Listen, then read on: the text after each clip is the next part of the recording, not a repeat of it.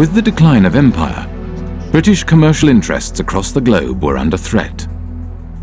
In 1956, Egypt nationalized the Suez Canal. A new Middle East crisis arises as President Nasser of Egypt tells a wildly cheering crowd in Alexandria that Egypt has seized the internationally owned Suez Canal.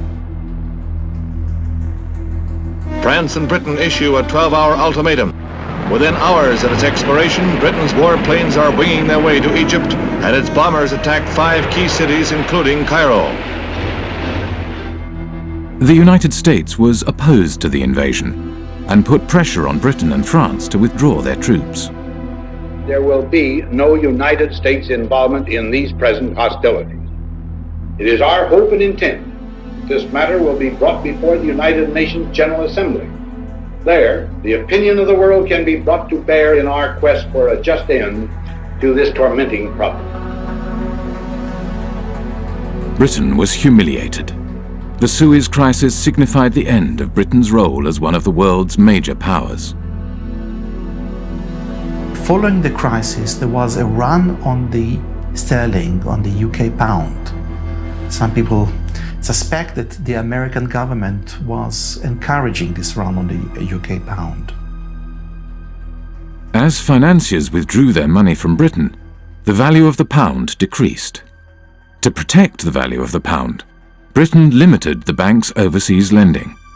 They were not able to invest abroad, and obviously they were unhappy. And we don't know exactly the context, but it's very clear that the banks or their representative made a representation to the Bank of England, which in itself was dominated by representatives from the banking industry.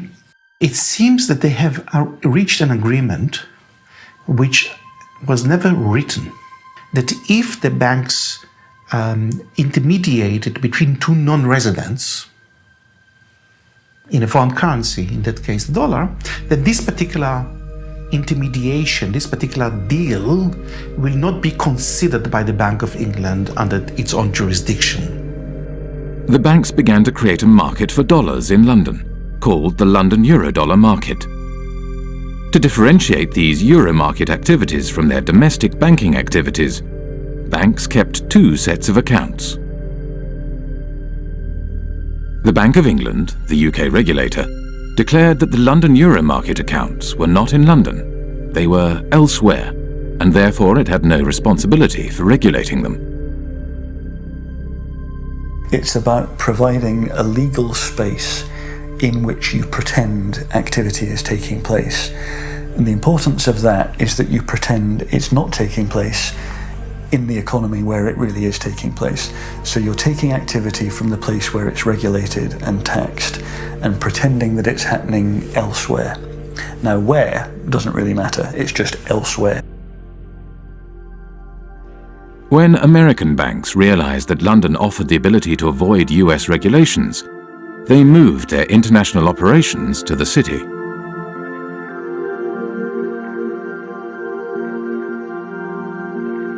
Around the same time as American banks were moving their international operations to London, another new kind of financial space began to emerge, far away from London, in Britain's overseas jurisdictions, the last remnants of empire. Back in the 60s, the Cayman Islands was a complete backwater. The stories go that mosquitoes were so thick in the air sometimes they were enough to suffocate cows. That's a legend that you hear about the Cayman Islands. I don't know how true it was, but there was nothing happening there. Accountants and lawyers from London arrived in the Cayman Islands and other British dependencies and began to draft a set of financial secrecy laws and regulations. Because these jurisdictions' main selling point was secrecy, they were called secrecy jurisdictions. What the Cayman Islands was doing was straightforwardly illegal activity. Drugs money was coming in huge quantities, tax evasion, whatever you wanted, you could have it.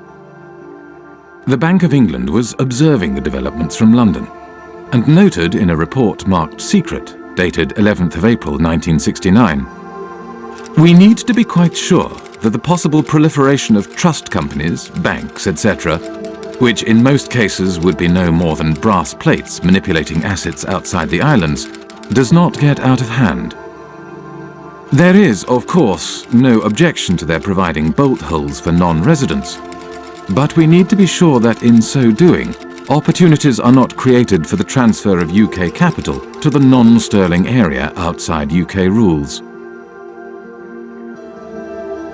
These small territories, the last remnants of the British Empire, which are still overseas territories today, they are still the last remnants of the British Empire. There are 14 of these overseas territories. 7 of them are bona fide tax havens, including the Cayman Islands, Bermuda, the British Virgin Islands.